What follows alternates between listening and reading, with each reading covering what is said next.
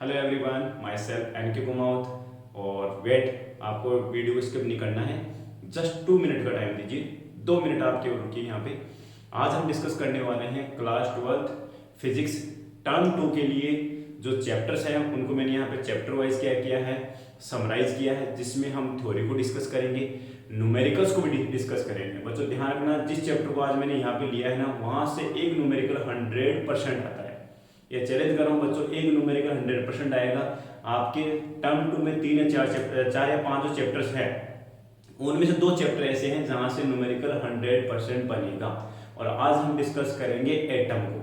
ठीक है बच्चों, तो उससे पहले मैं थोड़ा सा आपको बताता हूँ, अगर आप हमारे चैनल पर नए हो तो चैनल को सब्सक्राइब जरूर कर ले, जिससे मैं जब भी वीडियो अपलोड करूँ उसका नोटिफिकेशन तुरंत आपके पास पहुंच जाए।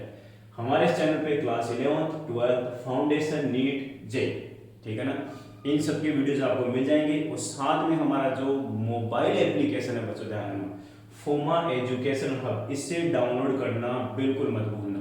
किस नाम से सर्च करोगे प्ले स्टोर पे? फोमा एजुकेशनल हब। ठीक है, यहाँ तक ये तो हो गई बात इंट्रो की। तो बच्चों अब हम चलते हैं हमारी पहली स्लाइड पे, जिसमें हम आज डिस्कस करेंगे सबसे पहले रदरफोर्ड का एटॉमिक मॉडल। बच्चों आपको पता होगा, जब मॉडल एटॉमिक मॉडल दिया गया था तो 3 साइंटिस्ट ऐसे थे जिन्होंने एटॉमिक मॉडल को दिया था, जिसमें पहला नाम आता है जे थॉमसन का, दूसरा नाम आता है रदरफोर्ड का, और तीसरा नाम आता है नील्स बोर का। तो जे थॉमसन तो अपने सिलेबस से हटा दिया गया था। ठीक है, आज हम डिस्कस करेंगे रदरफोर्ड का एटॉमिक मॉडल। देखो बच्चों, रदरफोर्ड के एटॉमिक मॉडल में आपको इतनी चीज ध्यान रखनी है, इन्होंने जब ऑब्जर्वेशन किया था अपने स्टूडेंट्स गाइगर और मार्सन की हेल्प से, तो वो ऑब्जर्वेशन आपको एक तो याद रखने, कितने अल्फा पार्टिकल्स स्कैटर्ड हुए थे, कितने अल्फा पार्टिकल्स सीधे निकल गए थे विदाउट डिविएशन, और कुछ अल्फा पार्टिकल्स थे जो अपने पाथ को वापस रिट्रेस करते हैं। ठीक है ना, कितने थे? ऐसे बोलते हैं 8000 में से एक अल्फा पार्टिकल से था जो अपने पाथ को रिट्रेस करता है। तो उसी के बेसिस पे यहाँ पे ग्राफ बनाया गया था, जहां पे इस ग्राफ में आपको कुछ रिलेशन दिख रहा होगा बच्चों। यहाँ पर ये क्या है? n directly proportional to 1/sin⁴ थीटा/2। बच्चों ध्यान रखना, यहाँ पे n क्या है और थीटा क्या है, यही सबसे इंपॉर्टेंट चीज है। यहाँ पे n तो थे आपके number of scattered alpha particle detected, कहाँ पे? स्क्रीन पे, जो ZNS जिंक सल्फाइड की स्क्रीन लगी हुई थी, जिंक सल्फाइड ZNS, और इसके सामने क्या थी? गोल्ड फॉयल थी, है ना, ऑर्डर की जो गोल्ड फॉयल थी, जहां पे अल्फा पार्टिकल्स का बॉम्बार्डमेंट किया गया था। और यहां से कुछ अल्फा पार्टिकल्स तो सीधे निकल गए थे, कुछ अल्फा पार्टिकल्स किसी एंगल पे 0 डिग्री एंगल से अबो एंगल पे डेविएट हुए थे, और 8000 में से एक अल्फा ऐसा पार्टिकल ऐसा था जो अपने पाथ को अगेन क्या करता है? रिट्रेस करता है। तो यहाँ पर कितना अल्फा पार्टिकल डिटेक्ट हुए थे बच्चों, उन्हीं के लिए ग्राफ बनाया गया। यहाँ पे केवल मैं 2 पॉइंट की बात करना चाहूंगा, एक तो ये ग्राफ सबसे इंपॉर्टेंट है, दूसरा बच्चों ध्यान रखना ये रिलेशन भी उतना ही इंपॉर्टेंट है। ये रिलेशन क्या कह रहा है? Number of scattered alpha particles detected, कितने अल्फा पार्टिकल डिटेक्ट हुए वो किस पे डिपेंड करेंगे? वो डिपेंड करेंगे स्कैटरिंग एंगल पे। बच्चों ध्यान रखना, जितना ज्यादा scattering angle, number of scattered जो आपके अल्फा पार्टिकल्स उतने ही कम मिलेंगे। क्यों? बिकॉज 0 डिग्री एंगल कौन सा था बच्चों? यहाँ पर ये रहा 0 डिग्री, और जो बिल्कुल सीधे निकल गए थे, सॉरी जो बच्चों सीधे निकल गए थे वो तो था 0 डिग्री, और जो वापस रिट्रेस हुआ था वो एंगल कितना था? 180 डिग्री। क्लियर नहीं आते? 180 डिग्री पे आपका एक ऐसा अल्फा पार्टिकल था अपने पाथ को रिट्रेस करता है, और 0 डिग्री पे अल्फा पार्टिकल सीधे निकल जाते हैं। इसका मतलब स्कैटरिंग एंगल कम है, तो हमारे पास में जो डिटेक्टेड अल्फा पार्टिकल्स उतने ज्यादा है। तो यहाँ पर आपको देखो इस ग्राफ में क्या दिया हुआ है, इस ग्राफ में हमें ये दिया हुआ है कि जैसे जैसे एंगल ऑफ स्कैटरिंग इंक्रीज हो रहा है, number of alpha particle detect हो रहे हैं उतने ही क्या होते जा रहे हैं? कम होते जा रहे हैं। बच्चों देख लो यहाँ पे, यह स्कैटरिंग एंगल थीटा, और यहाँ पर है number of scattered alpha particle detected, और ये रिलेशन। अभी इस रिलेशन में हम न्यूमेरिकल कर लेते हैं। यहाँ पे बच्चों ध्यान रखना, थीटा क्या है? स्कैटरिंग एंगल है, एन यहाँ पर क्या है? Number of alpha particles scattered, है ना, कितने अल्फा पार्टिकल्स स्कैटर्ड हुए थे। क्लियर है? चलो देखो इसके ऊपर न्यूमेरिकल क्या बन सकता है बच्चों, इस पे न्यूमेरिकल क्या दिया हुआ है आपको? The number of particles scattered at 60 degrees 100।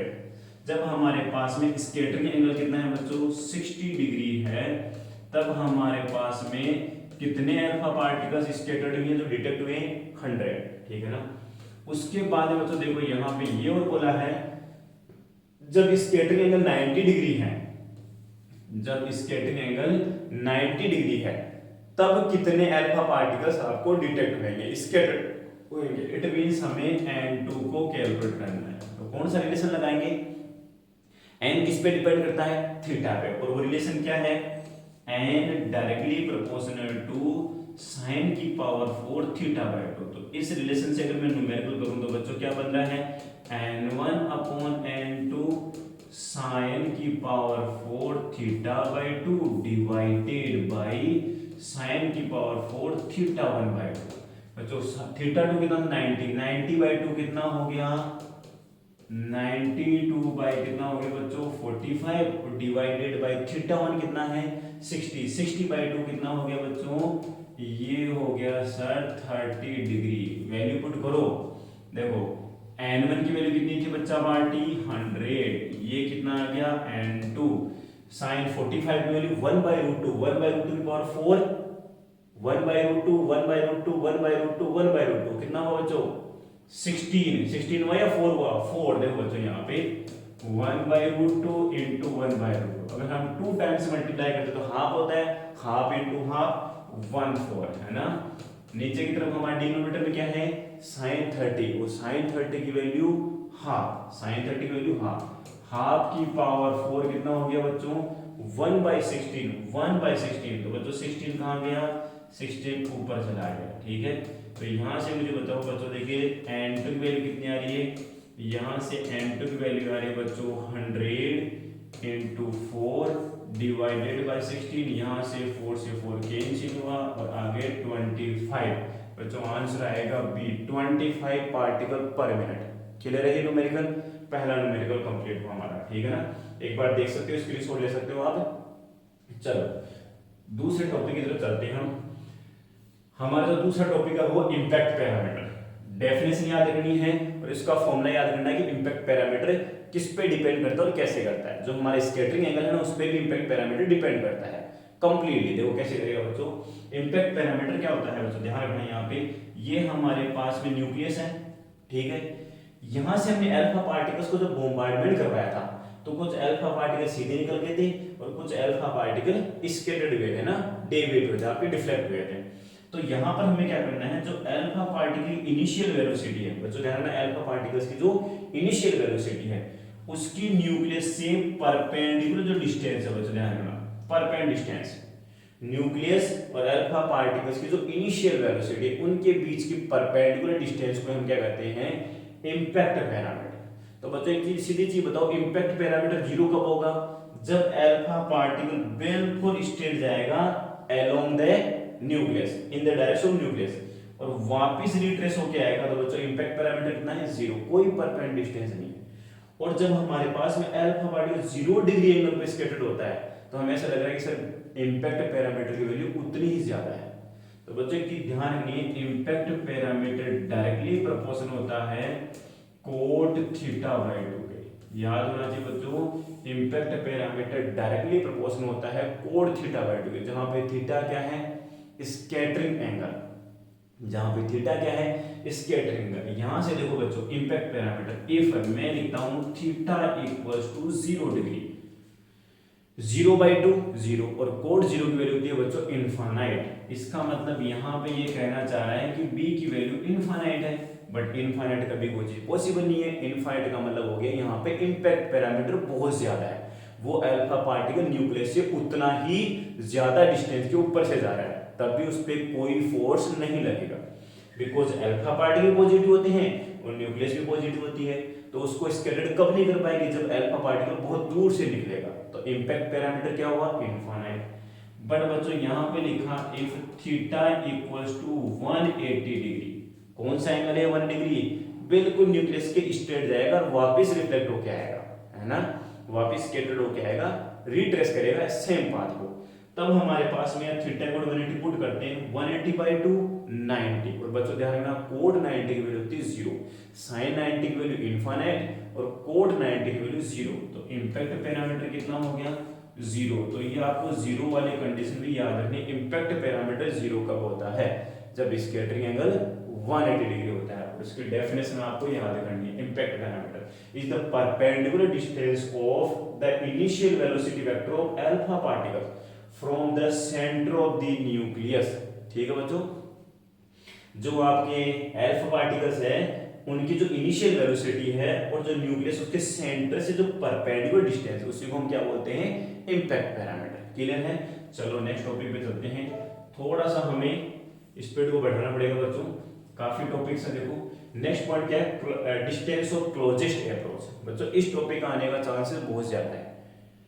Distance of closest approach, distance of closest approach, इसका मतलब क्या है बच्चों? देखो इसको समझने की कोशिश करो। ये हमारे पास में न्यूक्लियस है और यहां से अल्फा पार्टिकल्स को मैंने के मैक्सिमम काइनेटिक एनर्जी से बोmbardment करवाया। मैंने क्या देखा कि यहां तक अल्फा पार्टिकल्स अप्रोच होकर वापस रिफ्लेक्ट होकर आ जाते हैं। अगर इससे ज्यादा एनर्जी का बच्चों ध्यान रखना, अल्फा पार्टिकल आप बोmbardment करवाते हो तो ये अल्फा पार्टिकल न्यूक्लियस के आर पार भी हो सकता है। इसके पास इतनी एनर्जी होगी कि न्यूक्लियस के अंदर चला जाएगा। तो वो मिनिमम डिस्टेंस जहां तक अल्फा पार्टिकल न्यूक्लियस के साथ अप्रोच करता है और वापस रिफ्लेक्ट बैक होता है, वो डिस्टेंस है बच्चों ये रही। और ये डिस्टेंस है कितनी? R naught. इसी को हम बोलते हैं रेडियस, साइज ऑफ न्यूक्लियस। तो बच्चों क्वेश्चन आता है कि जितनी भी हमारे पास में न्यूक्लियाई है उनकी रेडियस कौन से मेथड से कैलकुलेट की जाती है? मेथड है distance of closest approach. Clear है पॉइंट? जितनी भी न्यूक्लियाई है उनकी रेडियस है ना, वो कैसे कैलकुलेट की गई थी? उस मेथड का नाम है डिस्टेंस ऑफ क्लोजेस्ट अप्रोच। इसमें हमें लिखना क्या है? जो अल्फा पार्टिकल बच्चों काइनेटिक एनर्जी है half M V maximum square, जो मैक्सिमम वेलोसिटी अल्फा पार्टिकल, इससे ज्यादा वेलोसिटी का निकाल, इससे कम वेलोसिटी का बच्चों ध्यान रखना, अगर हम बोmbardment करवाते हैं तो अल्फा पार्टिकल यहीं से रिटर्न होकर वापस आ जाएगा। इससे ज्यादा देंगे तो यहां से रिटर्न होकर आएगा, और ज्यादा देंगे तो यहां से रिटर्न होकर, और आगे देंगे तो यहां से जस्ट न्यूक्लियस से रिफ्लेक्ट होकर वापस आएगा। Because alpha particle is also positive and nucleus भी पॉजिटिव होती है। तो इसमें अप्रोच कैसे लगाएंगे? ये जो अल्फा पार्टिकल की कंप्लीट पोटेंशियल एनर्जी है, सॉरी काइनेटिक एनर्जी बच्चों, ये किस में कन्वर्ट हो जाएगी? पोटेंशियल एनर्जी में। जैसे ही अल्फा पार्टिकल्स आगे बढ़ेगा इसकी काइनेटिक धीरे धीरे डिक्रीज होगी। बच्चों क्यों होगी बताओ? देखिए बिकॉज आपका अल्फा पार्टिकल पॉजिटिव है और न्यूक्लियस भी क्या है? पॉजिटिव है। तो पॉजिटिव चार्ज एक दूसरे को क्या करते हैं?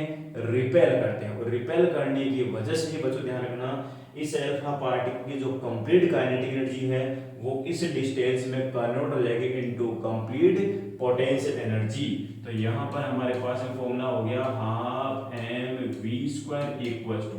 बच्चों पोटेंशियल एनर्जी कैसे डिफाइन करते हैं पता है ना? अगर आपने फर्स्ट चैप्टर में इलेक्ट्रोस्टैटिक में electric field, electric potential, electric capacitance वहां पढ़ा होगा, तो वहां एक पॉइंट आता है electrostatic potential energy of a system of charges.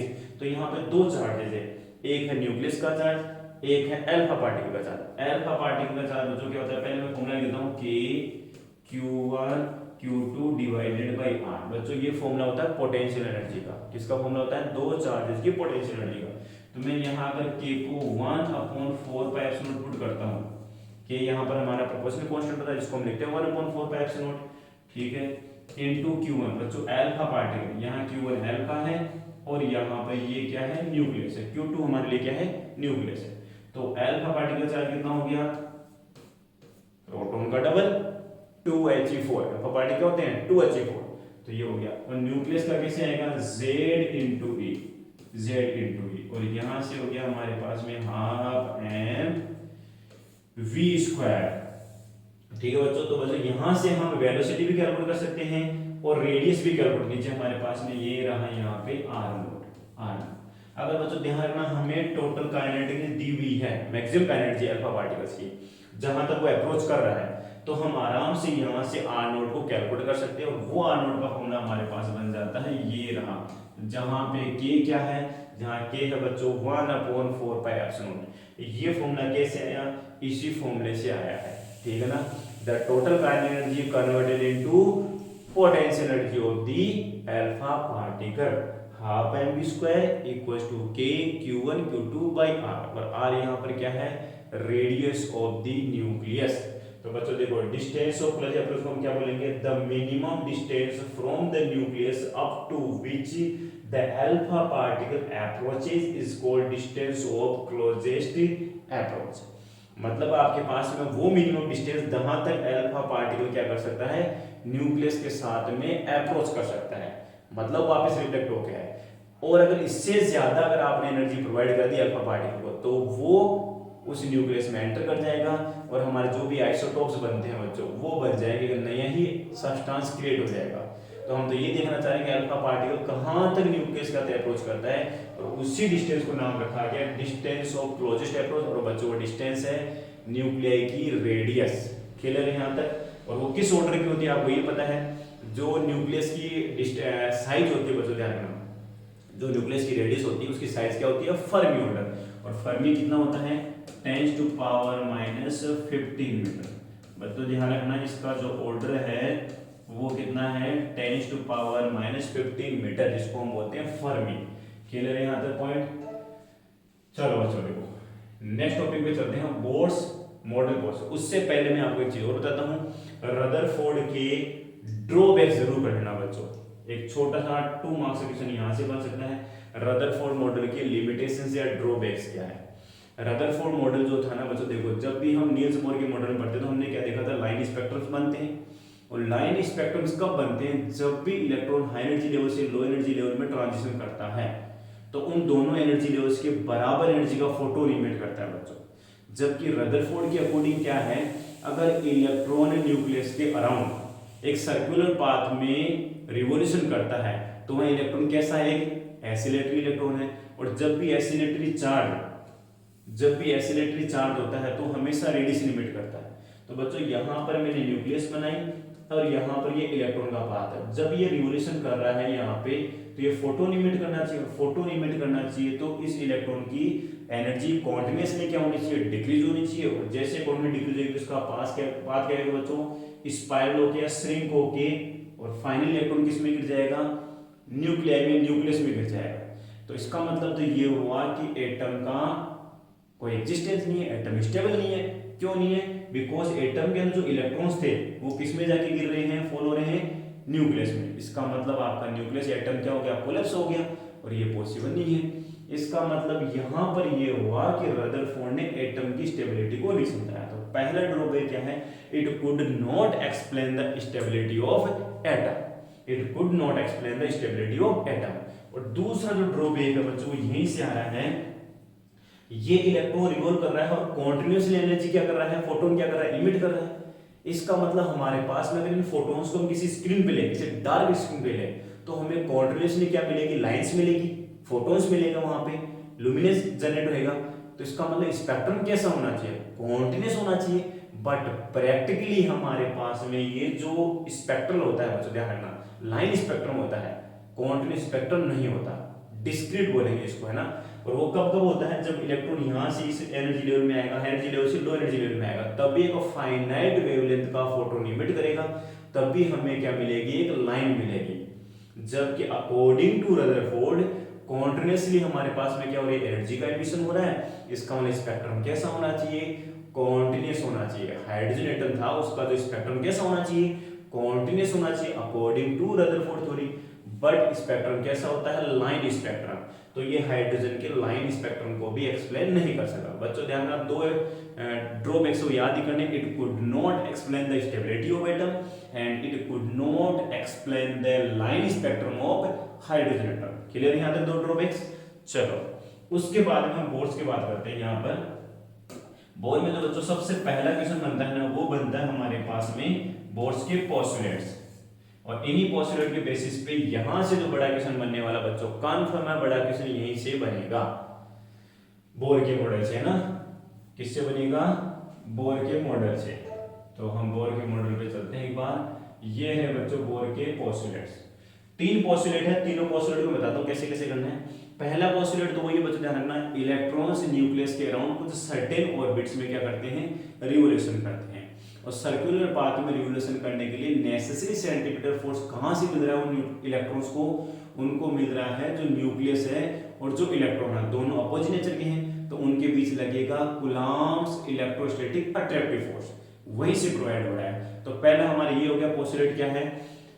According to Bohr's atomic model the electrons revolve around the nucleus and in circular path, है ना, around the nucleus in a circular path.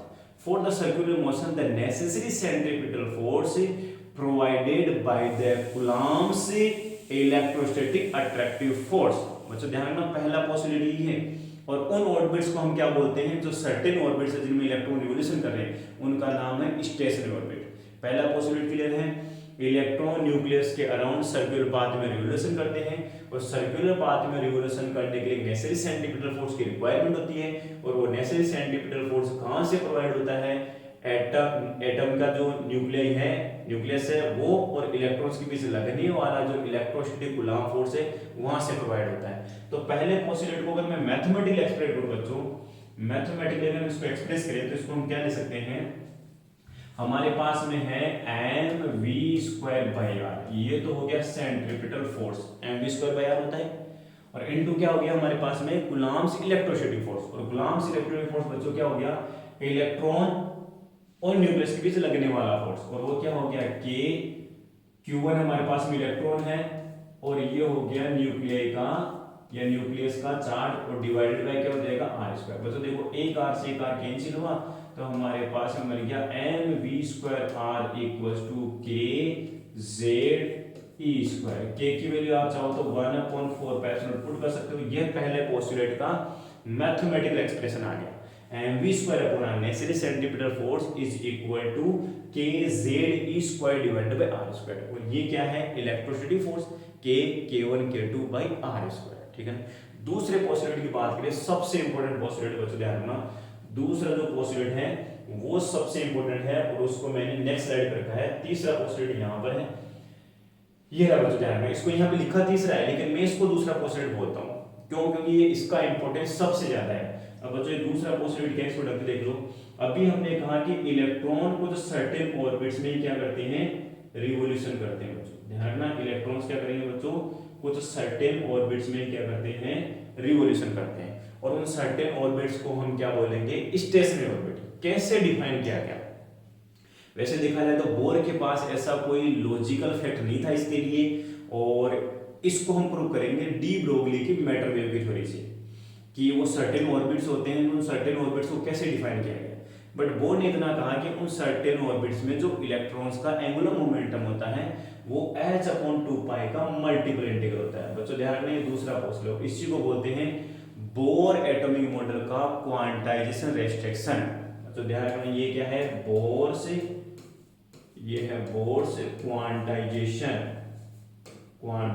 Quantization restriction.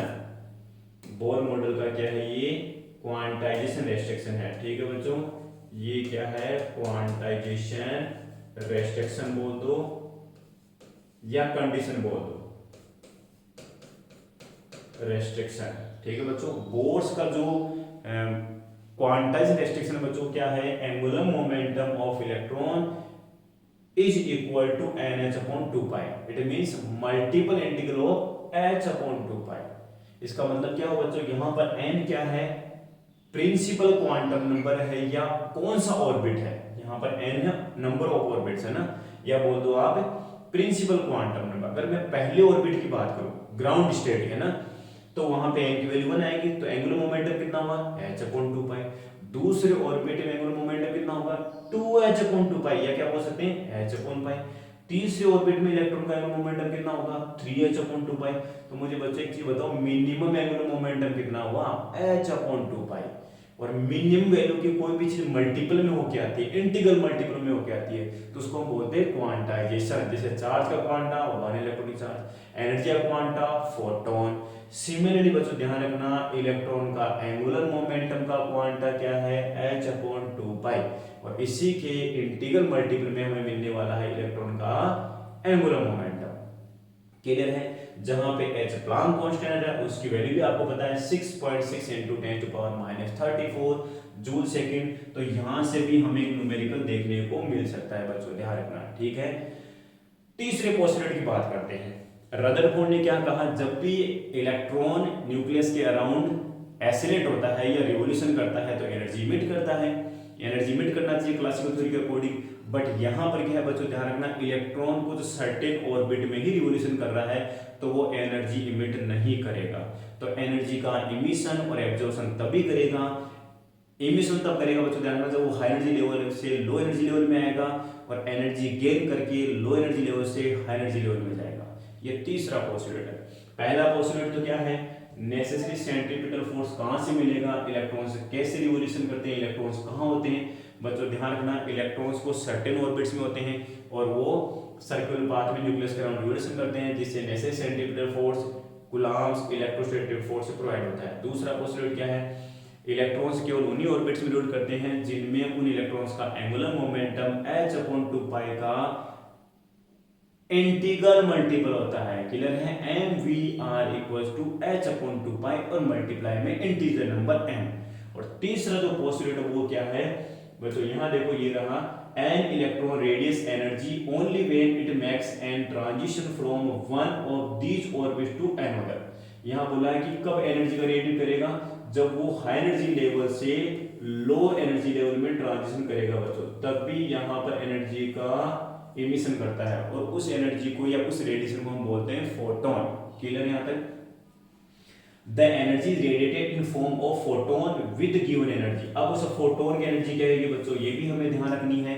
जब electron यहां था तो इसकी यहां पे energy initial है और जब वो नीचे आ गया तो एनर्जी क्या हो गई फाइनल।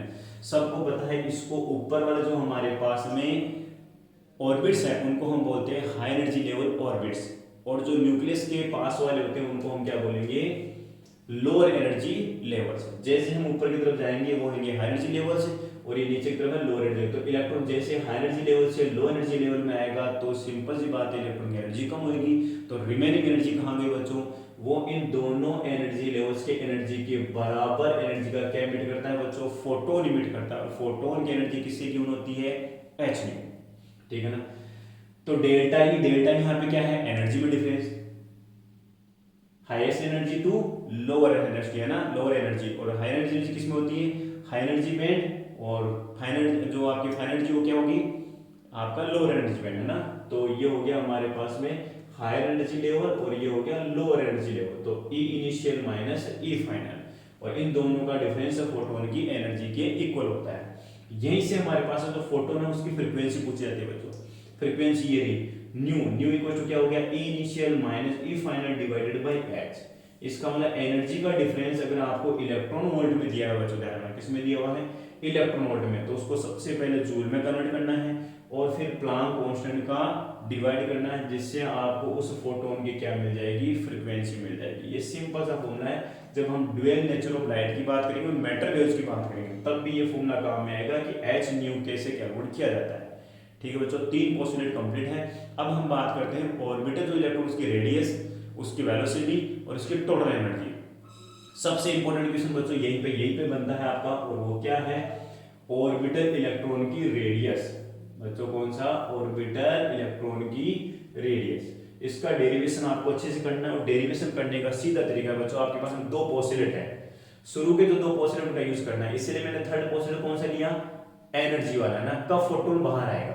शुरू के 2 पोस्टुलेट, पहला पोस्टुलेट तो क्या था हमारे पास में, अभी भी हमने लिखा था mv²r = kZe²।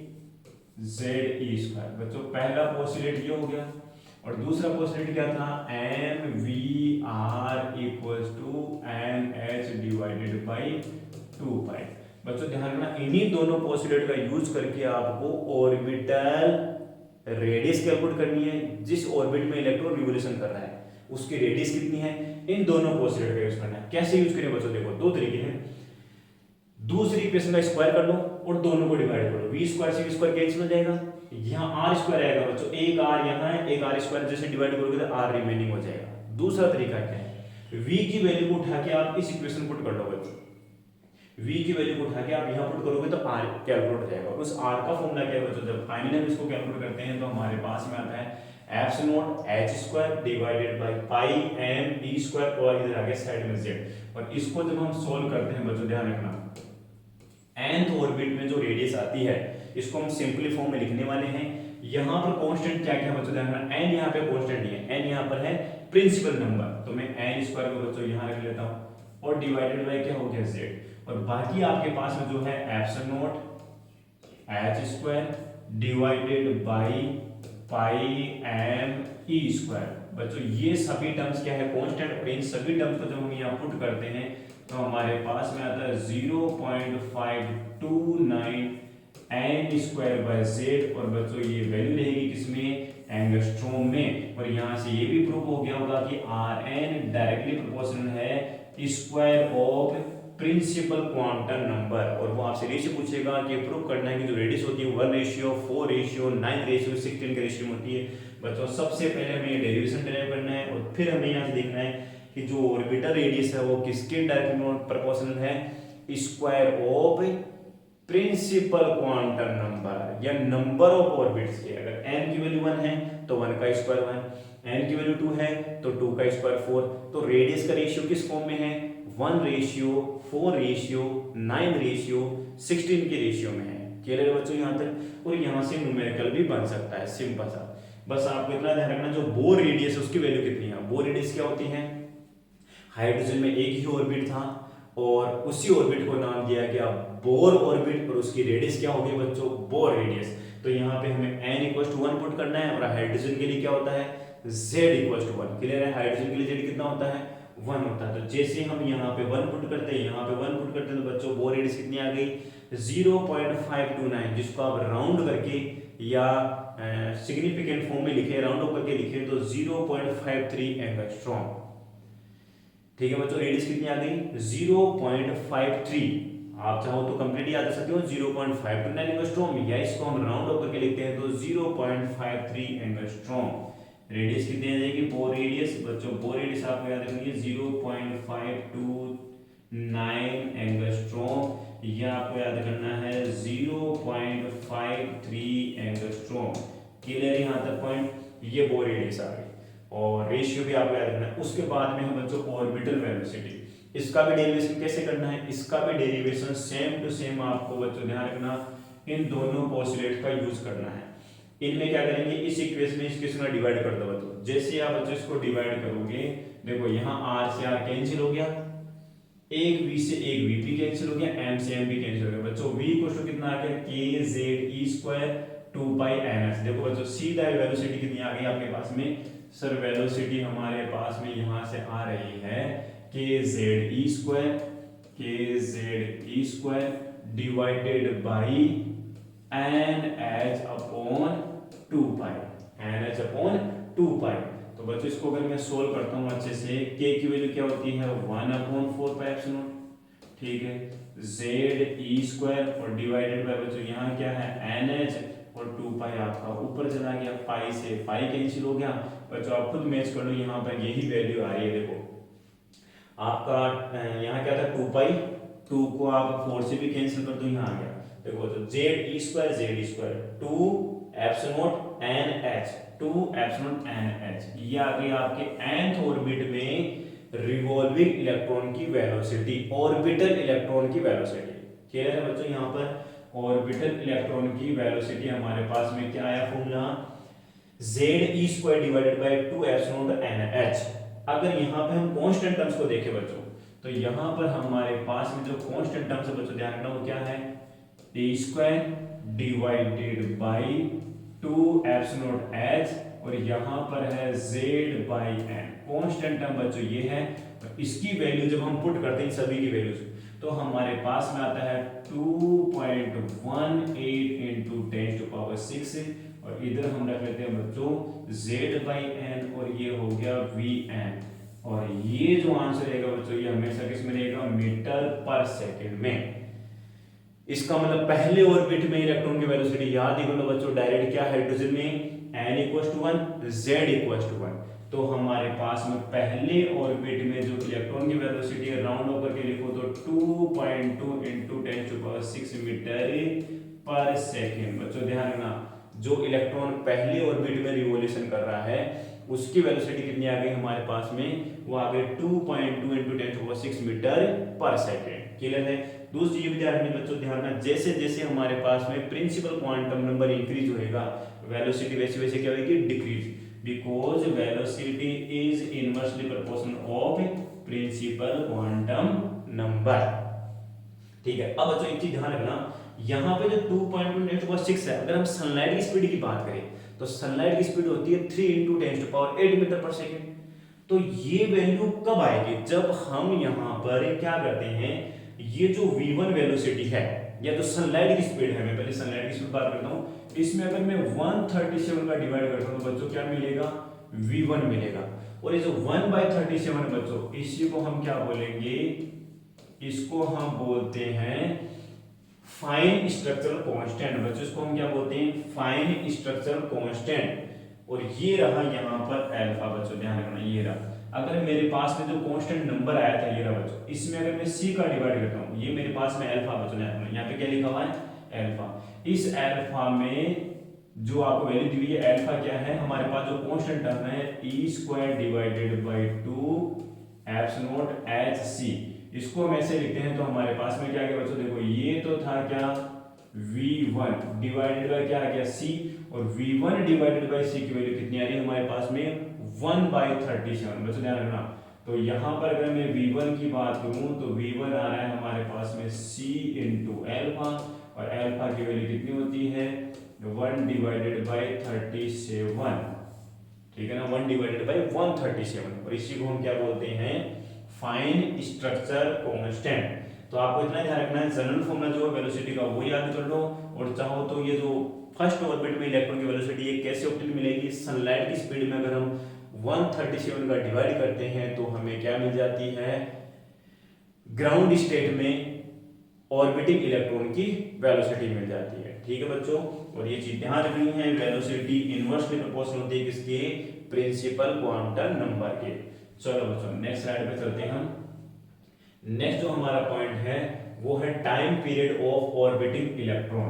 ये भी टॉपिक उतना ही ज्यादा इंपॉर्टेंट है बच्चों, इसको हम कैसे करेंगे, टाइम पीरियड इक्वल टू कितना होता है, डिस्टेंस डिवाइडेड बाय वेलोसिटी, और जब भी इलेक्ट्रॉन किसी nth ऑर्बिट में रिवोल्यूशन करेगा तो उसको पूरा एक पाथ, पूरा एक रोटेशन पूरा कंप्लीट करने में कितना टाइम लगेगा, that is known as time period. Time taken to complete one revolution, one known as time period.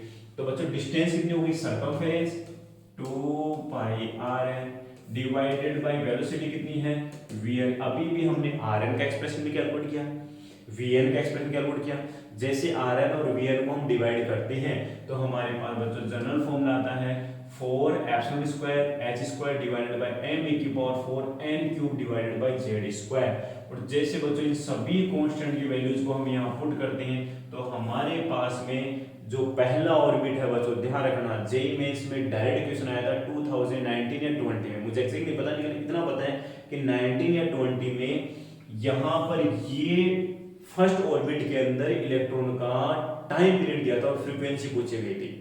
बच्चों देखो सोल्व ही करने की जरूरत नहीं है, डायरेक्ट डेटा को याद करना था। जो फर्स्ट ऑर्बिट n = 1 और हाइड्रोजन में z = 1, तो टाइम पीरियड कितना हो गया, 1.51 × 10⁻16 सेकेंड, जहां पे वहां पे लिखा हुआ था 1.6 × 10⁻16 सेकेंड। बात हुई है बच्चों, यहाँ पे इसको राउंड ऑफ करके 5 हमारे पास में क्या है, एक नंबर है, उसके पीछे जो नंबर है ना ओड नंबर है, तो राउंड ऑफ करके हम इसको 1/6 से लिख सकते हैं। और जैसे आपको पता लगेगा तो यहाँ जो टाइम पीरियड है बच्चों ध्यान रखना, किसके डायरेक्टली प्रोपोर्शनल है, n³ के, और किसके इनवर्सली प्रोपोर्शनल है, 1/z² के। जो एटॉमिक नंबर है उसके स्क्वायर के इनवर्सली प्रोपोर्शनल है, और जो प्रिंसिपल क्वांटम नंबर है उसके क्यूब के डायरेक्टली प्रोपोर्शनल है। डायरेक्ट बच्चों ध्यान रखना, ये भी आपसे प्रूफ करवा सकता है कि प्रूफ कीजिए कि जो आपका ऑर्बिटल इलेक्ट्रॉन्स का जो टाइम पीरियड है वो प्रिंसिपल क्वांटम नंबर के क्यूब के डायरेक्टली प्रोपोर्शनल होता है। तो हम यहाँ यूज करेंगे 2πrn divided by vn। rn और vn का जो एक्सप्रेशन है वो यहाँ पुट करना पड़ेगा, और पुट करते हैं हमारे पास एक्शन आता है। इस टर्म को याद नहीं करना बच्चों, मैं तो ये कहूंगा कि जितने भी कांस्टेंट टर्म है ना, इनकी वैल्यूज आप डायरेक्ट याद करो, 1.51 × 10⁻16 सेकेंड। यहाँ जो टाइम रहेगा बच्चों किस में रहेगा, सेकेंड में। अब हमारे पास नेक्स्ट पॉइंट आता है फ्रीक्वेंसी। बच्चों देखो यहाँ पे नेक्स्ट पॉइंट क्या है, फ्रीक्वेंसी। फ्रीक्वेंसी को भी मैं आपको बताता हूँ, इसको हम कैसे कैलकुलेट करेंगे। फ्रीक्वेंसी क्या होती है बच्चों, फ्रीक्वेंसी होती है reciprocal of time period. Frequency क्या होती है, the reciprocal of time period. तो बच्चों फ्रीक्वेंसी को एफ से या न्यू से रिप्रेजेंट करते हुए कितना आ गया 1/t। बच्चों इसका जस्ट रेसिप्रोकल हो गया, तो एफ इक्वल टू ये आ जाएगा इधर z² और इधर क्या आ जाएगा बच्चों n³। अब हमारे पास बच्चों एक कांस्टेंट है, इसका जैसे हम रेसिप्रोक करते हैं तो यहाँ पर इसकी वैल्यू आती है 6.62 into 10⁻15 हर्ट्ज। बच्चों ये फ्रीक्वेंसी का भी याद करना है। इसका मतलब जो आपका पहला ऑर्बिट है, ग्राउंड स्टेट है हाइड्रोजन एटम में, वहां पे इलेक्ट्रॉन की फ्रीक्वेंसी क्या होती है 6.62 into 10⁻15 हर्ट्ज। क्लियर है, याद रहेगा 6.62 into 10⁻15 हर्ट्ज। अब जो क्वेश्चन आया था जेईमेंस में, यहाँ 1.6 दिया हुआ था, तो वहां ऑप्शन बच्चों आपको 6 तो मिलेगा लेकिन 6.62 नहीं मिलेगा, वहां मिलेगा 6.2 ओनली। वहां क्या था आंसर 6.2 हर्ट्ज, ठीक है ना, 6.2 into 10⁻15 हर्ट्ज, और वही आंसर था उसका। क्लियर है, तो थोड़ा सा वेरिएशन करने से वहां भी वेरिएशन आ गया, बट एक ही ऑप्शन था जिसमें 6 पॉइंट लिखा हुआ था, तो 6.62 तो आएगा किसके कॉरस्पॉन्डिंग 1.51 के कॉरस्पॉन्डिंग। अगर 1.6 लिखते हैं तो वहां मिल जाता है 6.2 into 10⁻15 हर्ट्ज। तो जनरल फॉर्मूला फ्रीक्वेंसी का भी याद करना, और फ्रीक्वेंसी किसके इनवर्सली प्रोपोर्शनल बच्चों, प्रिंसिपल जो हमारा क्वांटम नंबर है उसके क्यूब के इनवर्सली प्रोपोर्शनल है, ठीक है। आता चलो हम अगर नेक्स्ट पॉइंट की बात करें यहाँ पे, तो हमारा नेक्स्ट पॉइंट है energy of electron in nth orbit. nth orbit में इलेक्ट्रॉन की एनर्जी को कैसे कैलकुलेट किया जाएगा बच्चों, ध्यान रखना, जो टोटल एनर्जी होती है इलेक्ट्रॉन की वो काइनेटिक एनर्जी और पोटेंशियल एनर्जी दोनों का सम होती है। पोटेंशियल एनर्जी और काइनेटिक एनर्जी, तो एक तो हो गई काइनेटिक एनर्जी, एक हो गई पोटेंशियल एनर्जी। तो बच्चों ध्यान रखना, जो टोटल एनर्जी हो जाएगी वो क्या हो जाएगी kinetic energy plus potential energy. Kinetic हम कैसे कैलकुलेट करते हैं, हाफ mv_n²। बच्चों vn का एक्सप्रेशन कैलकुलेट किया है, यहाँ पुट करो। तो जैसे हम vn को यहाँ पुट करते हैं तो हमारे पास में जनरल एक्सप्रेशन क्या है बच्चों, देखो me⁴ डिवाइडेड बाई 8 एप्सिलॉन² h², और बाकी टर्म्स क्या है हमारे पास z² n² वेरिएबल है। तो यहाँ पर हम कांस्टेंट की बात करें बच्चों, ध्यान में यहाँ पे कांस्टेंट है me⁴ डिवाइडेड बाई 8 एप्सिलॉन² h²। बच्चों ध्यान में ये कांस्टेंट हमें यहाँ पर ये क्या है कांस्टेंट है, और इसकी जो वैल्यू होती है हमारे पास में वो होती है 13.6 इलेक्ट्रॉन वोल्ट। कितनी होती है बच्चों 13.6 इलेक्ट्रॉन वोल्ट। इसको हम रेडिबल कांस्टेंट की टर्म में भी लिखेंगे। एक बात और से यहाँ रुक जाओ, पहले आप कैलकुलेट कर लो कि सर हमारे पास ये वैल्यू आ गई है। अगर मैं बच्चों इसको रेडिबल कांस्टेंट से कंपेयर करूं तो एक चीज आपको ध्यान रखना है, अगर हम इसको रेडिबल कांस्टेंट से कंपेयर करें, आगे आएगा रेडिबल कांस्टेंट क्या होता है। रेडिबल कांस्टेंट को r से रिप्रेजेंट किया जाता है बच्चों, अगर आप r को ch से मल्टीप्लाई करते हो, c है स्पीड ऑफ सनलाइट, h यहाँ पर क्या है प्लांक कांस्टेंट, और इसको जैसे हम मल्टीप्लाई करते हैं तो बच्चों हमारे पास में इसकी वैल्यू होती है 13.6 इलेक्ट्रॉन वोल्ट, और बच्चों इसको बोलते हैं 1 रेडबर्ग। बच्चों इसको हम क्या बोलेंगे 1 रेडबर्ग। तो 1 रेडबर्ग की वैल्यू कितनी होती है बच्चों, ध्यान रखना, रेडबर्ग एनर्जी को मेजर करने की यूनिट है, तो 1 रेडबर्ग इक्वल होता है 13.6 इलेक्ट्रॉन वोल्ट। पहला क्वेश्चन 1 रेडबर्ग इक्वल क्या होता है 13.6 इलेक्ट्रॉन वोल्ट, और रेडबर्ग इक्वल क्या होगा, रेडबर्ग कांस्टेंट को अगर आप CH से मल्टीप्लाई करते हो तो बनता है RCH।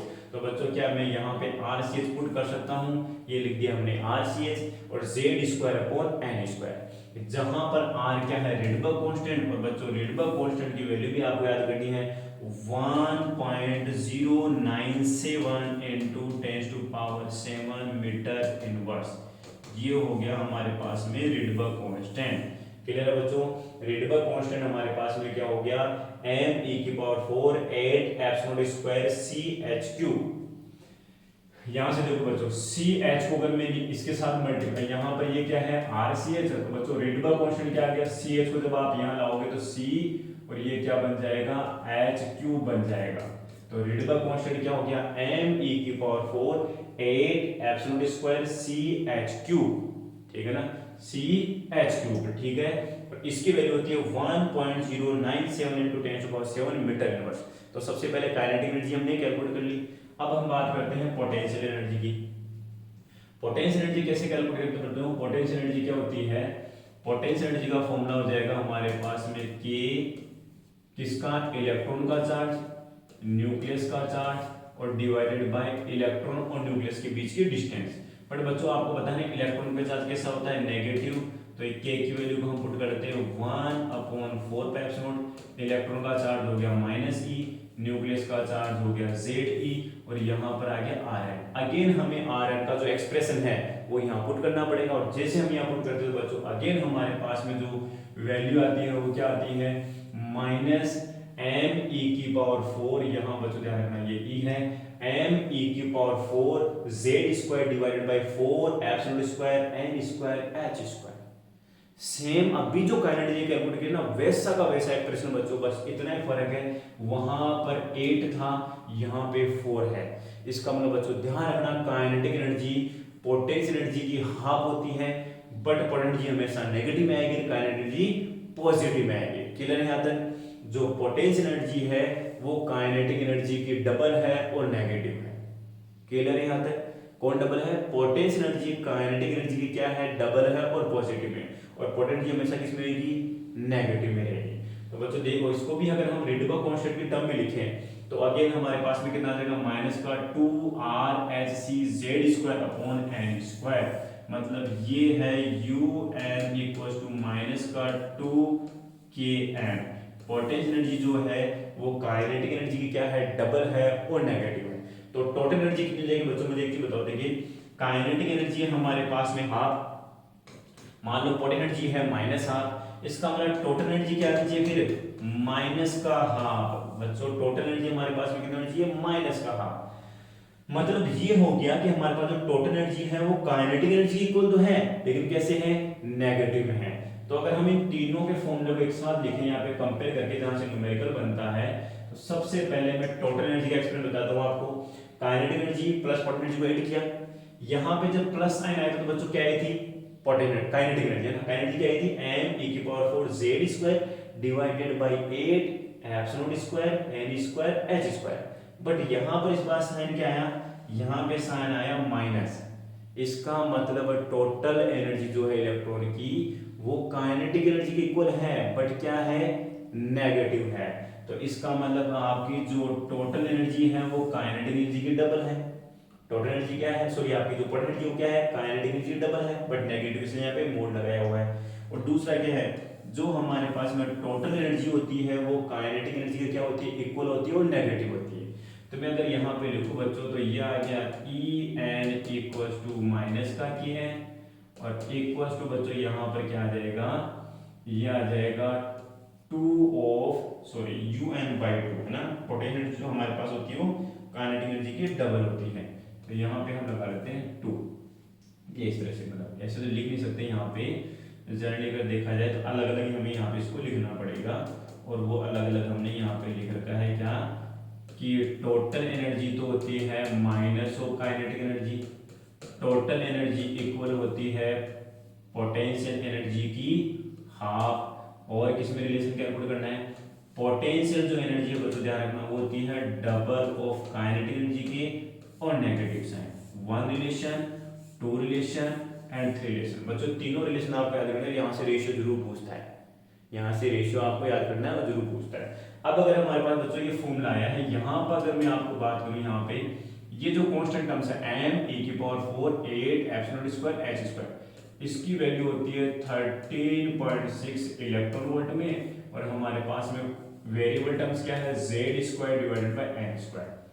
तो ये टोटल एनर्जी का जो एक्सप्रेशन आ गया जहां से हम न्यूमेरिकल्स करेंगे, कितना है, -13.6 Z² n²।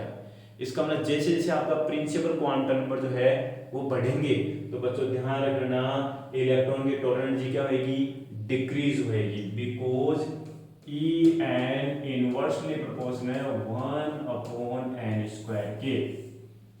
जो हमारे पास में टोटल एनर्जी है वो क्या है, इनवर्सली प्रोपोर्शनल है n² के। इसका मतलब मैं पहली ऑर्बिट की बात करूं बच्चों, ग्राउंड स्टेट की बात करूं, तो हमारे पास में हाइड्रोजन में एनर्जी कितनी आ रही है, -13.6 इलेक्ट्रॉन वोल्ट। कितनी आ रही है, -13.6 इलेक्ट्रॉन वोल्ट। तो वहां पे पोटेंशियल एनर्जी कितनी आएगी बच्चों, बताओ देखिए। टोटल एनर्जी आपकी कितनी है, -13.6 इलेक्ट्रॉन, तो वहां पोटेंशियल एनर्जी कितनी आएगी, सर जो पोटेंशियल एनर्जी होती है वो टोटल एनर्जी क्या होती है, डबल होती है। तो कितना हो जाएगा, -27.2 इलेक्ट्रॉन वोल्ट। क्लियर है। टोटल एनर्जी कितनी है, -13.6 किसमें, हाइड्रोजन के पहले ऑर्बिट में। तो पोटेंशियल एनर्जी कितनी हो जाएगी, टोटल एनर्जी की डबल, तो कितना हो गया, -27.2 इलेक्ट्रॉन वोल्ट। अगर मैं काइनेटिक एनर्जी की बात करूं बच्चों, तो काइनेटिक एनर्जी और टोटल एनर्जी इक्वल होती है, बस माइनस का फर्क होता है, नेगेटिव साइन। तो यहाँ से नेगेटिव साइन हटाओ और टोटल का जो हमारे पास काइनेटिक एनर्जी है फर्स्ट ऑर्बिट में हाइड्रोजन के अंदर कितनी जाएगी, 13.6 इलेक्ट्रॉन वोल्ट। क्लियर यहाँ तक।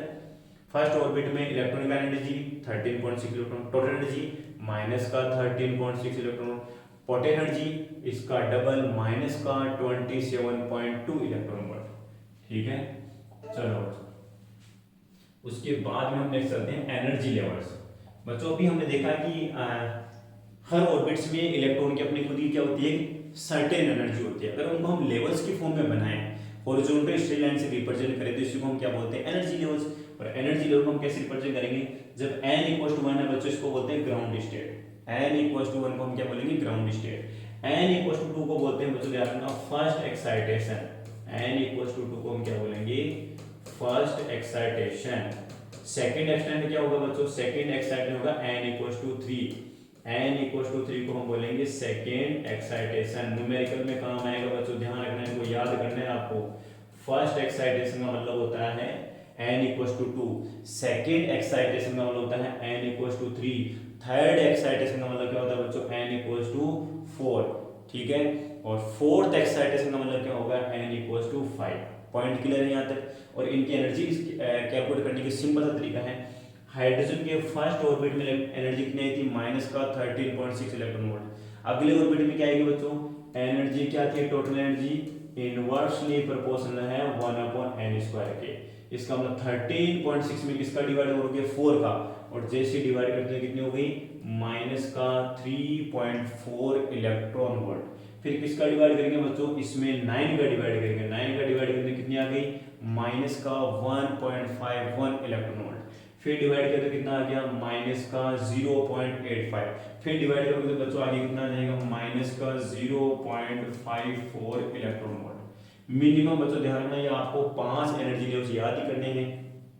फर्स्ट में -13.6, सेकंड में -3.4, थर्ड में -1.51, और फोर्थ में 0.85, और फिफ्थ में -0.54 इलेक्ट्रॉन वोल्ट।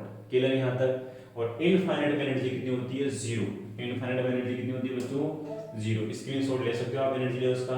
बच्चों ध्यान रखना, इनको एक्साइटेड स्टेट बोलते हैं। एक्साइटेड स्टेट क्यों बोलते हैं, क्योंकि इलेक्ट्रॉन एनर्जी गेन करके क्या करता है, अपने से ज्यादा एनर्जी वाले लेवल्स में क्या करता है, ट्रांजिशन करता है। इसलिए इन लेवल्स को हम क्या बोलेंगे, इन स्टेट्स को हम क्या बोलते हैं, एक्साइटेड स्टेट्स बोलते हैं। क्लियर यहां तक।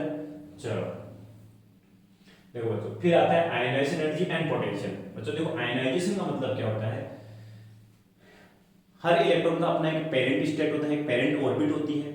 वहां से इलेक्ट्रॉन को अगर आपको कंप्लीटली इनफाइनाइट में लेके जाना है, क्योंकि उस ऑर्बिट में उस इलेक्ट्रॉन की अपनी सर्टेन एनर्जी होती है, उसको इतनी एनर्जी प्रोवाइड करवानी कि वो इनफाइनाइट में आ जाए, मतलब उसकी एनर्जी कितनी हो जाए, 0 हो जाए। तो किसी भी इलेक्ट्रॉन को अपने पेरेंट ऑर्बिट से या पेरेंट एटम से बाहर निकालने के लिए रिक्वायर्ड एनर्जी को हम क्या बोलेंगे, आयनाइजेशन एनर्जी। तो it is the energy required to remove the electron completely from its parent atom. Parent atom से कंप्लीटली आपको रिमूव करना है, तो उस एनर्जी को हम क्या बोलेंगे, आयनाइजेशन एनर्जी। ये आयनाइजेशन एनर्जी अगर मैं बच्चों किसी इलेक्ट्रिक फील्ड से दूं, तो हर इलेक्ट्रिक फील्ड का अपना एक पोटेंशियल होगा, तो कितनी बैटरी लगानी पड़ेगी, कितना पोटेंशियल अप्लाई करना पड़ेगा, जिससे आपको उस इलेक्ट्रॉन को बाहर निकाला जा सके एसिलेट करके। तो उस पोटेंशियल का हम क्या नाम रख देंगे, आयोनाइजेशन पोटेंशियल। तो potential corresponding to ionization energy known as ionization potential. For example, हम अगर हाइड्रोजन के पहले ऑर्बिट की बात करें, तो बच्चों इलेक्ट्रॉन की टोटल एनर्जी कितनी आई थी, सर वो आई थी -13.6 इलेक्ट्रॉन वोल्ट। तो बच्चों बताओ, देखिए आयोनाइजेशन एनर्जी कितनी हो जाएगी, सर इसी को आप लिख लो प्लस में 13.6 इलेक्ट्रॉन वोल्ट। बच्चों ध्यान रखना, आयोनाइजेशन एनर्जी कैलकुलेट करने का सिंपल सा तरीका है, इलेक्ट्रॉन की जो टोटल एनर्जी है जिस भी ऑर्बिट में, उसके आगे आप प्लस साइन लगा दो। तो हाइड्रोजन के पहली ऑर्बिट में इलेक्ट्रॉन की जो आयनाइजेशन एनर्जी है, या हाइड्रोजन की जो आयनाइजेशन एनर्जी, वो आपको याद ही करनी है, प्लस का 13.6 इलेक्ट्रॉन वोल्ट। और जब भी बच्चों एनर्जी इलेक्ट्रॉन वोल्ट में गिवन होती है तो हमेशा पोटेंशियल क्या आ जाता है, ई को यहाँ से हटा दो बच्चों, work done divided by Q. Potential equal to पढ़ा है ना आपने, work done divided by charge. Work done क्या होता है बच्चों, एनर्जी होती है, और यहाँ चार्ज किसकी बात करें, इलेक्ट्रॉन की। तो बच्चों यहाँ जैसे ई का डिवाइड करोगे तो आयनाइजेशन पोटेंशियल कितना हो गया, 13.6 वोल्ट। तो पोटेंशियल एनर्जी भी आयनाइजेशन एनर्जी भी आगे समझ में, और आयनाइजेशन पोटेंशियल भी समझ में आ गया, ठीक है ना। एनर्जी तो वो है जो कंप्लीट इलेक्ट्रॉन को बाहर निकालना है, और पोटेंशियल वो है जो इस आयनाइजेशन एनर्जी को प्रोवाइड करवाएगा। कितनी एनर्जी हम प्रोवाइड करें कि तो कितना एसिलेशन लगाना पड़ेगा। बाइंडिंग एनर्जी अलग चीज होती है बच्चों यहाँ, जैसे हम न्यूक्लियर वाला चैप्टर पढ़ेंगे वहां बाइंडिंग एनर्जी में आएगी। बाइंडिंग एनर्जी में क्या होता है, न्यूक्लियस को सेपरेट करने के लिए जो एनर्जी चाहिए होती है उसको हम बोलते हैं बाइंडिंग एनर्जी, ठीक है ना। तो आयनाइजेशन एनर्जी तो है इलेक्ट्रॉन्स के लिए, और बाइंडिंग एनर्जी होती है न्यूक्लियस को सेपरेट करने के लिए जो रिक्वायर एनर्जी होती है उसको हम क्या बोलते हैं, बाइंडिंग एनर्जी। इसको मेगा इलेक्ट्रॉन वोल्ट में प्रेजेंट किया जाता है। क्लियर है। चलो बच्चों नेक्स्ट जो हमारा पॉइंट है बच्चों, यहाँ पे न्यूमेरिकल है, He plus ion is in its first excited state, its ionization energy is। बच्चों देखो आयनाइजेशन एनर्जी के लिए सबसे पहले भी मैंने क्या ट्रिक बताई, जिस ऑर्बिट में इलेक्ट्रॉन है सबसे उसकी टोटल एनर्जी कैलकुलेट कर लो, उसको प्लस करना है। ये हीलियम की बात करो तो बच्चों हमारे पास में जो टोटल एनर्जी आती है nth ऑर्बिट में कितनी आती है, माइनस का 13.6 z square upon n square electron volt. ये क्या बोला है, He plus ion is in first excited state. First excited state का मतलब क्या हो गया बच्चों, भी बताया था n equals to 2, first excited state. इसका मतलब इलेक्ट्रॉन आपका या जो एटम वो आपका किसमें है, n इक्वल्स टू 2 में। यहाँ पे कौन सी इलेक्ट्रॉन की बात करी जा रही है, n इक्वल्स टू 2। तो बच्चों यहाँ अगर मैं पुट करता हूँ माइनस का 13.6 जेड, हीलियम के लिए जेड कितना होता है 2, हाइड्रोजन हीलियम, हीलियम का जो एटॉमिक नंबर 2, तो बच्चों यहाँ पे 2 का स्क्वायर 4, n का स्क्वायर 4, 4 बाई 4 1। तो अगेन हमारे पास में आंसर कितना आ गया, माइनस का 13.6 इलेक्ट्रॉन वोल्ट। ये माइनस में है बच्चों, ये तो इस हीलियम के अंदर जो आपका n इक्वल टू 2 है इसमें जो इलेक्ट्रॉन रिवोल्यूशन कर रहा है उसकी टोटल एनर्जी आ गई। तो उसको बाहर निकालने के लिए कितनी की एनर्जी रिक्वायरमेंट होगी, इसको हमने क्या बोला है, आयनाइजेशन एनर्जी। और यहाँ पर आंसर हो गया 13.6 इलेक्ट्रॉन वोल्ट। सिंपल है कि नहीं, बिल्कुल सिंपल। आपको सबसे पहले टोटल एनर्जी कैलकुलेट करनी है। हाइड्रोजन के लिए z इक्वल टू 1 रखा जाएगा और n आपको गिवन रहेगा। यहाँ पे हीलियम था इसलिए z इक्वल टू 2 आया, और n आपको दिया हुआ है फर्स्ट एक्साइटेड स्टेट, और फर्स्ट एक्साइटेड का मतलब कितना होता है, n इक्वल टू 2। ठीक है बच्चों। चलो बच्चों देखो नेक्स्ट क्वेश्चन की बात करते हैं हम यहाँ पे क्वेश्चंस को डिस्कस करने वाले हैं। फिर उसके बाद में आता है एटॉमिक स्पेक्ट्रा क्या होता है। बच्चों एटॉमिक स्पेक्ट्रा क्या होगा, स्पेक्ट्रा क्या होगा, जब भी इलेक्ट्रॉन हाई एनर्जी लेवल से लो एनर्जी लेवल में ट्रांजिशन करता है। डायरेक्ट नहीं करेगा बच्चों, सबसे पहले हम एटम को एनर्जी प्रोवाइड करवाते हैं जिससे इलेक्ट्रॉन एनर्जी गेन करके हाई एनर्जी लेवल में चला जाता है, और हायर जो एनर्जी लेवल उसमें ज्यादा देर तक नहीं रहता।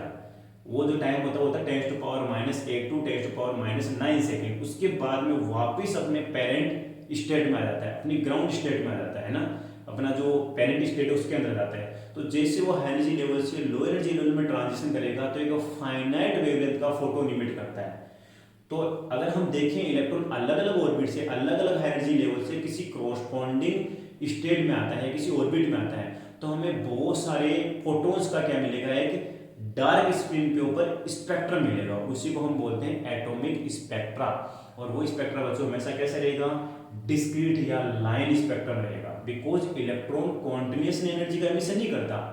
ओनली इलेक्ट्रॉन जो एनर्जी इमिट करेगा वो तभी करेगा जब वो हाई एनर्जी लेवल से लो एनर्जी लेवल में आएगा।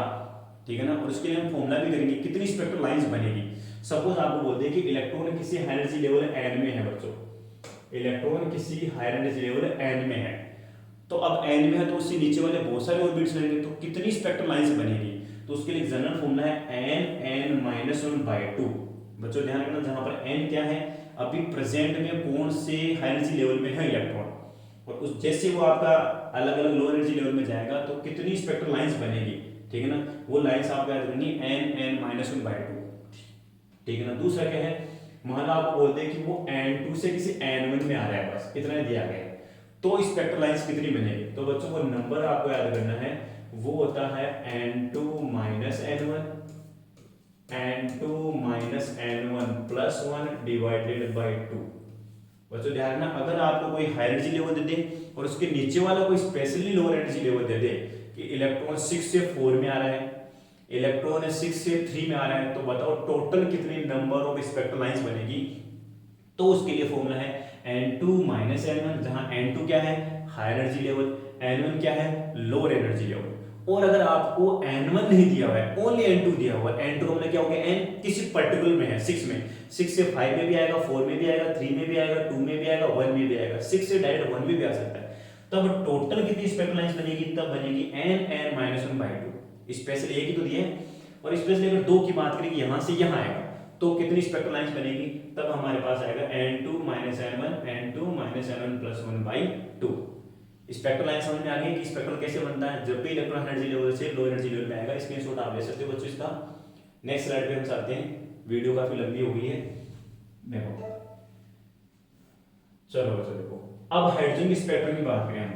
हाइड्रोजन में बच्चों आपको जो स्पेक्ट्रल सीरीज है, 5 सीरीज है, वो 5 सीरीज आपको याद करनी है। मैं यहाँ पे बनाता हूँ n = 1, n = 2, n = 3, n = 4, n = 5। ये बच्चों ध्यान रखना, n = 1, n = 2, n = 3, n = 4 और n = 5। बच्चों ध्यान रखना, जब भी इलेक्ट्रॉन हाई एनर्जी लेवल से lower energy level first electron first orbit में आएगा, बच्चों ध्यान रखना फर्स्ट ऑर्बिट में, जैसे कि यहाँ से आ गया, फिर यहाँ से भी आ गया, यहाँ से भी आ गया, यहाँ से भी आएगा, तब आपको मिलेगी लाइमन सीरीज। जब भी बच्चों इलेक्ट्रॉन हाई एनर्जी लेवल से ग्राउंड स्टेट में आता है तो आपको एक इतनी सारी लाइंस का क्या मिलेगा, एक पैकेट मिलेगा, स्पेक्ट्रम मिलेगा, और इसी को हम क्या बोलते हैं, लाइमन सीरीज। तो यहाँ पर हम रिडबर्ग फॉर्मूले की बात करें, और रिडबर्ग फॉर्मूला कैसे डिराइव किया जाता है बच्चों ध्यान रखना, जब भी electron delta E equal to क्या होता है, E initial minus E final. E initial बच्चों भी हमारे पास में आया था माइनस का RCH, और इधर क्या आया था बच्चों Z² डिवाइडेड बाय n², तो मैं लिख दूंगा इनिशियल का स्क्वायर माइनस माइनस, फिर क्या आ जाएगा RCH Z² डिवाइडेड बाय, ये बच्चों क्या हो गया n फाइनल का स्क्वायर। और जैसे में इसको लिखते हैं तो ये आ गया डेल्टा ई। डेल्टा ई क्या है, दोनों एनर्जी लेवल्स के बीच की एनर्जी का डिफरेंस, और ये किसके इक्वल होएगा, जो फोटोन बाहर आएगा।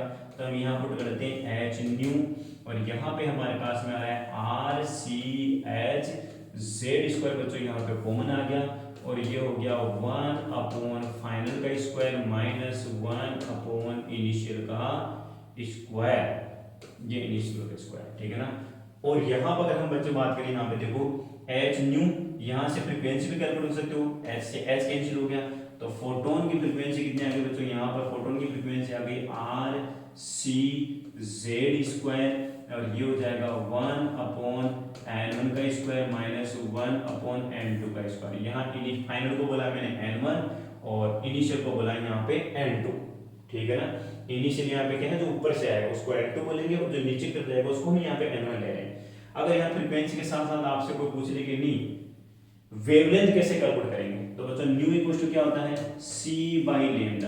देखो बच्चों c से c कैंसिल हो जाएगा, तो 1/λ इक्वल टू, देखो हमारे पास फॉर्मूला क्या है अभी यहाँ पे ढंग से देख लो, यहाँ पे 1/λ इक्वल टू आ रहा है RZ² 1/n1² माइनस 1/n2², और इसी को बोलते हैं रिडबर्ग फॉर्मूला। बच्चों रिडबर्ग फॉर्मूला क्या हो गया हमारे पास में, रिडबर्ग फॉर्मूला हो गया 1/λ इक्वल्स टू R, और ये हो गया 1/n1² माइनस 1/n2², और ये हो गया बच्चों कितना Z²। हाइड्रोजन के लिए अगर हम Z की बात करें बच्चों कितना होता है 1, हाइड्रोजन के लिए 4 हाइड्रोजन हमारे पास में Z इक्वल टू कितना हो जाएगा 1, तो रिडबर्ग फॉर्मूला कितना हो जाएगा 1/λ R 1/n1² माइनस 1/n2² और Z की वैल्यू 1। अब यहाँ पे Lyman series, Balmer series, bracket, आसनपूर्ण सभी आपको कैलकुलेट करनी है।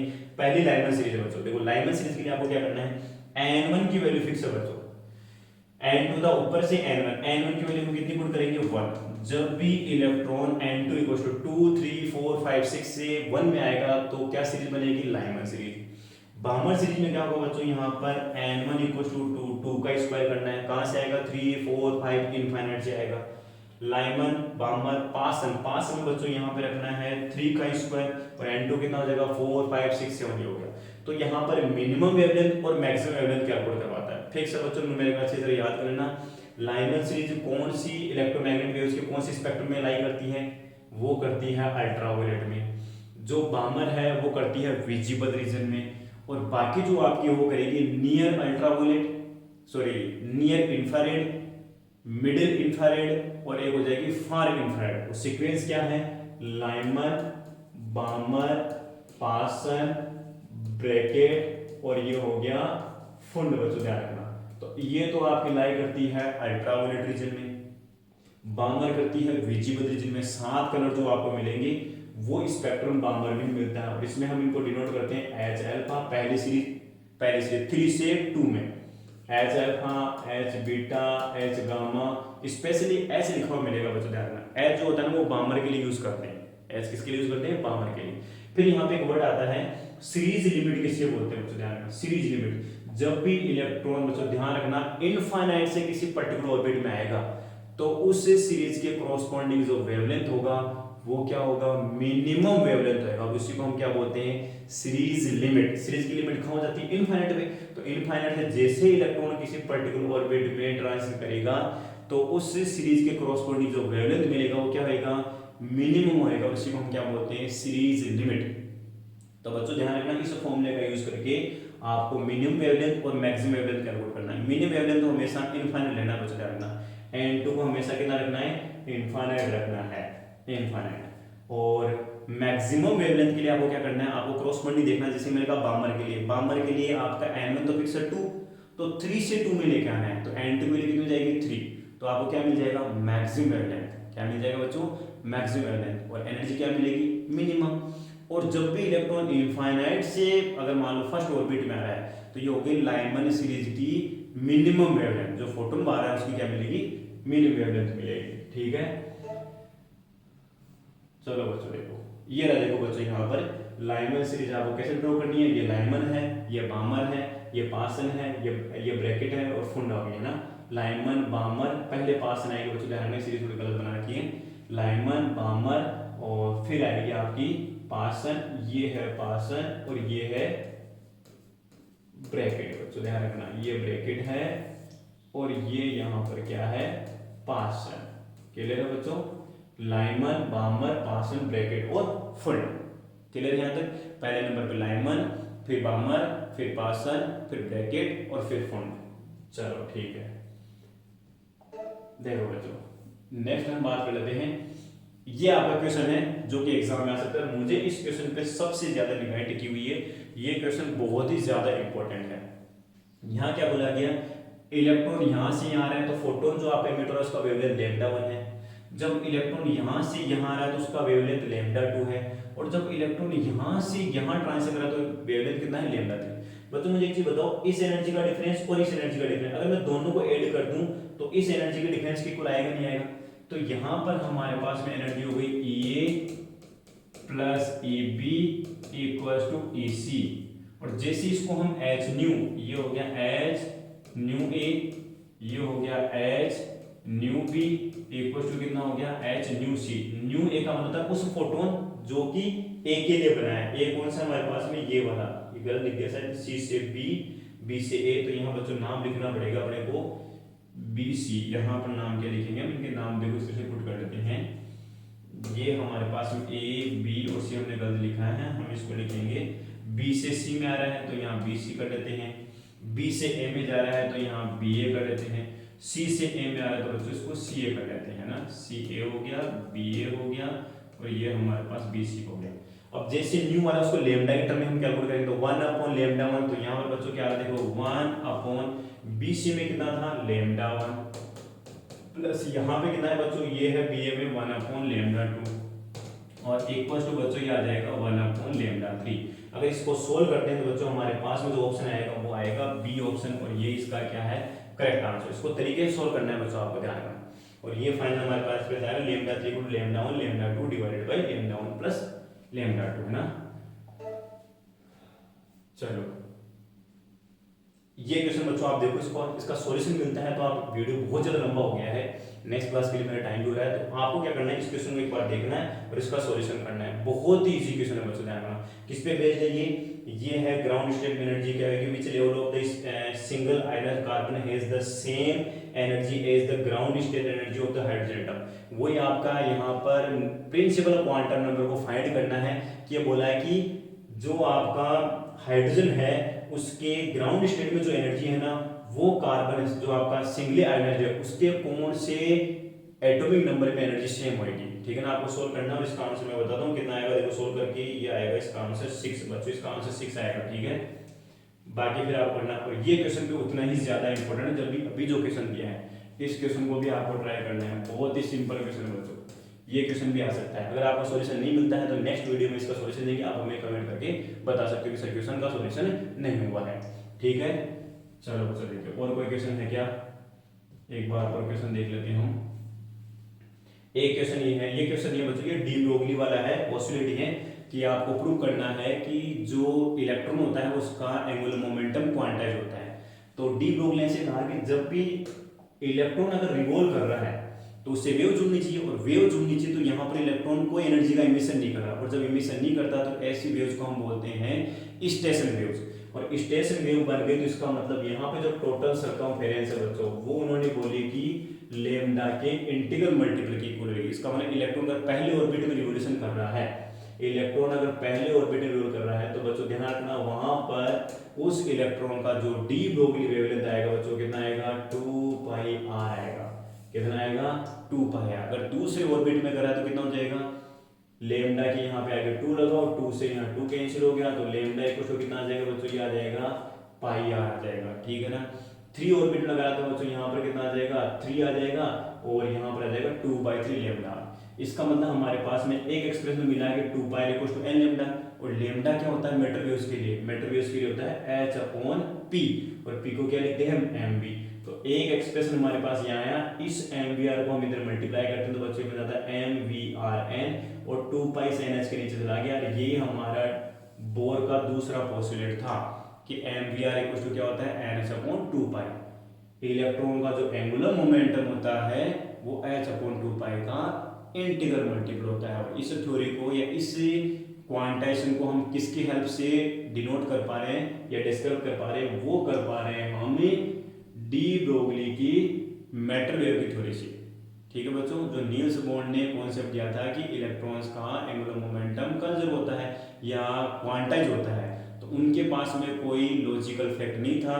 लॉजिकल फैक्ट को हमने एक्सप्लेन किया by the hypothesis of D Broglie's matter wave. Clear है बच्चों।